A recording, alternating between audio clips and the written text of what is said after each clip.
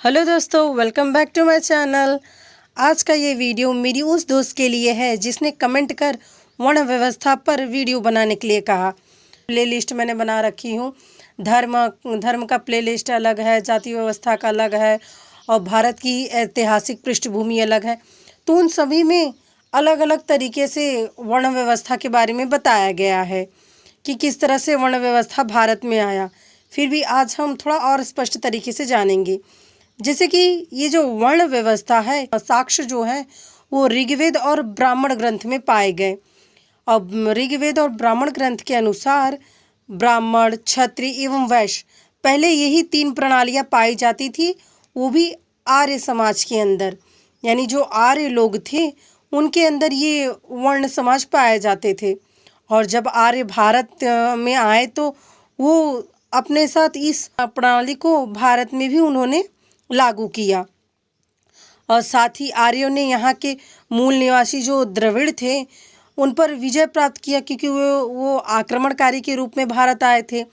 और जब द्रविड़ों पे उन्होंने विजय प्राप्त किया तो उन्होंने चौथे वर्ण के रूप में द्रविड़ों को, या कहें कि भारत के मूल निवासियों को रखा। ऐसा साक्ष्य के अनुसार पाया गया।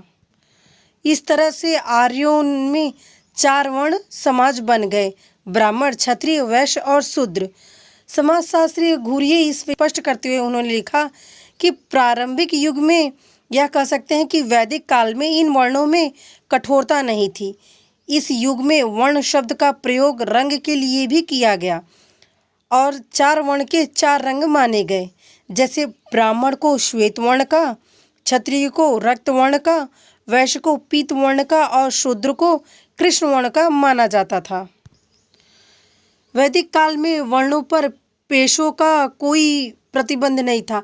देखिए, पेशे का मतलब होता है जो कार्य आप करते हैं वो पेशा, ठीक है। तो हम कह सकते हैं कि जब अपनी बल बुद्धि से कोई भी वर्ण किसी भी वर्ण में आ जा सकता था और एक दूसरे के कार्य पद को कर सकता था। यानी जो वैदिक काल में पेशे से जुड़े ये वर्ण बनाए गए थे उनमें कोई भी ये नहीं था कि प्रतिबंध लगाया जाए, एक वर्ण एक दूसरे में आ जा नहीं सकते। नहीं, वो अपनी बल बुद्धि से एक वर्ण दूसरे वर्ण में जा सकता था। ब्राह्मण, और इसी तरह से देखिए कार्यों को बांटा गया था। जैसे ब्राह्मणों का कार्य था वेदों का अध्ययन करना, धर्म का प्रचार प्रसार करना, यज्ञ का परिचालन करना आदि कार्य ब्राह्मण के अंतर्गत आते थे। क्षत्रियों का कार्य होता था सुरक्षा करना और राजनीतिक प्रशासन सही तरीके से चलाना। वैश्यों का कार्य होता था व्यापार, कृषि और धन प्राप्ति के उद्देश्य से वस्तुओं का क्रय विक्रय करना।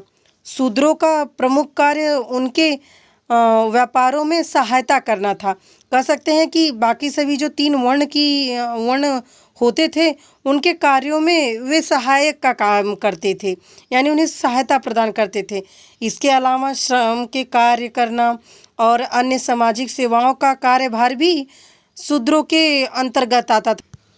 वर्ण व्यवस्था का एकमात्र उद्देश्य व्यक्ति के जीवन को संतुलित एवं संगठित बनाए रखना था।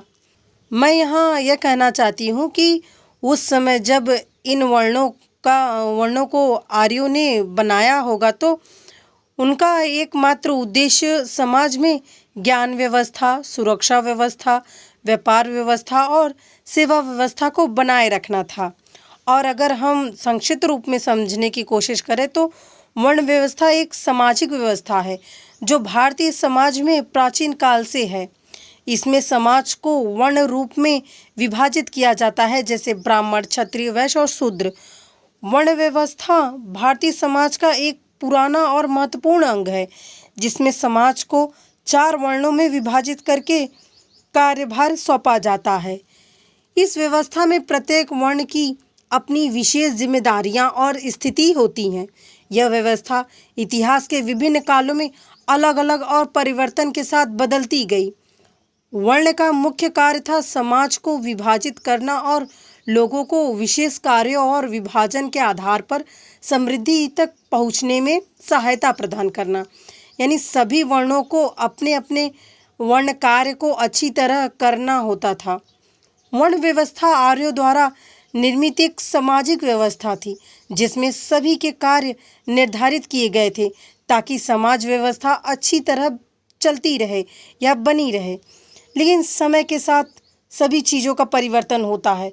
उसी तरह से वर्ण व्यवस्था में भी परिवर्तन हो गया कि ये जो वर्ण व्यवस्था है धीरे धीरे इनमें कठोरता आने लगी और इन वर्ण व्यवस्थाओं ने जाति का रूप ग्रहण करने लगे। समाज को अच्छी तरह से चलाने के लिए बनाया गया था, वो धीरे धीरे इनमें जाति प्रथा ने कठोरता ग्रहण कर इनमें कई कुरीतियाँ, कठोर मापदंड वाले सोच विचार पनपने लगे।